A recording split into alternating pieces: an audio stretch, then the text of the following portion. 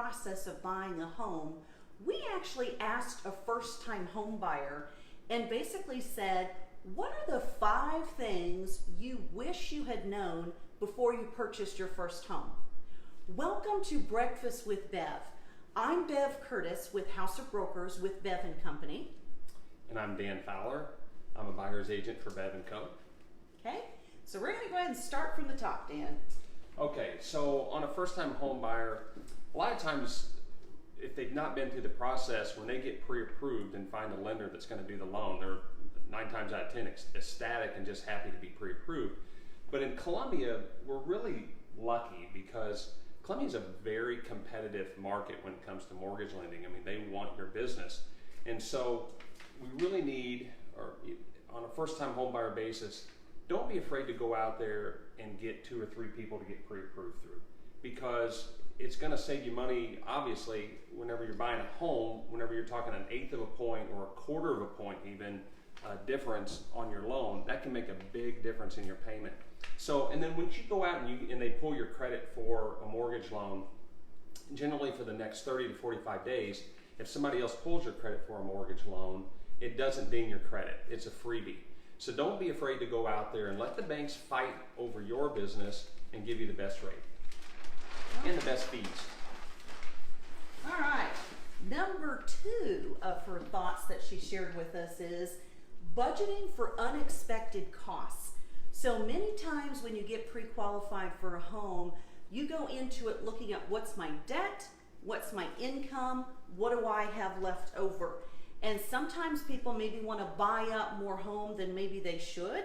And so this is kind of a key component, because owning a home not only just means making the house payment, keeping the lights on, mowing the grass.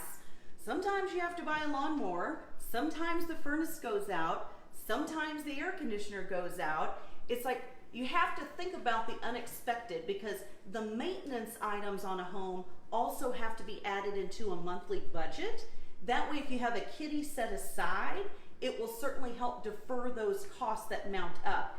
I think the biggest thing that we see when it comes time to sell a home is that a lot of times people, they know that they had some items that they should have repaired, but they didn't really budget or allow for those expenses. So that's when you see a lot of this stacked up deferred maintenance, that all of a sudden these are little tiny things, but now really pulled together to be a mountain to tackle when it's time to sell your home.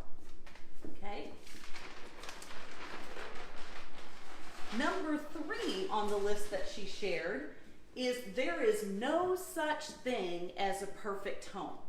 And she said it very well, a perfect home. This even talks about new construction as well. I think a lot of people think, well, I'll build my custom home or buy a new home. There's still no such thing as a perfect home. There may be parts and pieces that work for you. And what I try to tell buyers is that if you can find a home that you have your boxes of your needs and your wants and kind of your deal breakers, if you can hit the boxes that are 90%, I would say you're doing really good in finding the best possible fit. So use the words best possible fit. Let's stay away from perfect home, because I think it disappoints a lot of people in the process. Absolutely. Okay, so number 4 here was, consider the return on the investment. So a lot of times whenever I'm working with a first-time home buyer, they go out and they look at a house and they get so caught up in the house that they want, okay, that they don't consider, and I always tell my buyers this, when you're looking to buy your house, it's not just about that. What's it going to be like when we go to sell this house, okay? Mm-hmm. Or what can you do with the house when you're done with it, okay? Because studies show that a first-time home buyer stays in their house about 7 years, okay? So that's not going to be your forever home the majority of the time. So what can you do with this house? Can you keep it? Is it in a great location to be a rental once you move on, or are you going to have a hard time selling it? So sometimes people get into that, I love this house, but oh yeah, there's a highway sitting in the backyard going down the road. And so if there's a house sitting on the market for a while and you go to look at that house and it's been on there for a while, chances are when you go to sell it, you might run into that same situation. So you got to be careful with what it's going to be like when you sell the house, not when you're just buying the house, and what you're going to do with that house when you're done, and the marketability of it. Yeah, no, that's excellent. All right. Okay, 5, pay close attention to the home inspection. So this is one of my favorites. So the first time home buyer, you go out and you find that house that you want, and you've been pre-approved, everything's going great, and all you're worried about is the appraisal. So they go out and they appraise the house and you're good, right? Well, where we see the majority of this whole transaction breakdown is in this home inspection. So just be cognizant of whenever you're going through that house, and I look at a house completely different when I'm showing them. You know, they're looking at the inside and all the bells and the whistles, and I'm starting to look for foundation cracks in the ceiling, and it's water going away from the house and everything.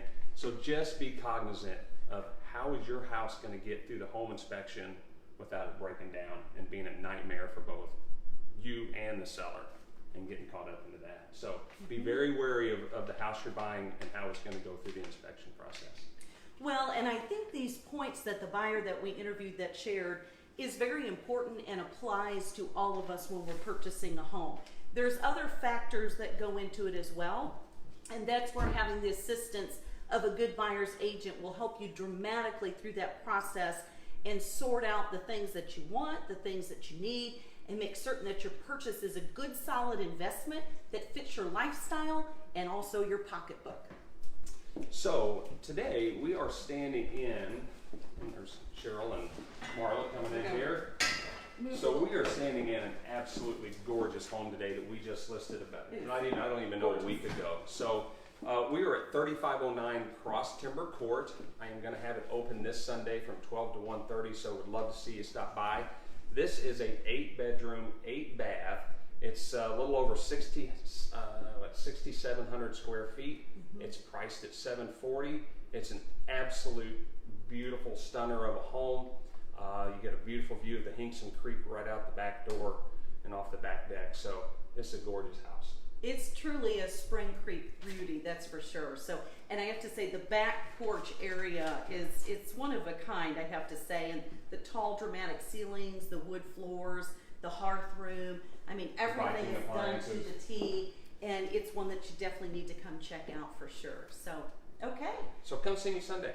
Yeah. So thanks guys for joining in this morning. Hopefully you find the tips to be very helpful for your home buying process.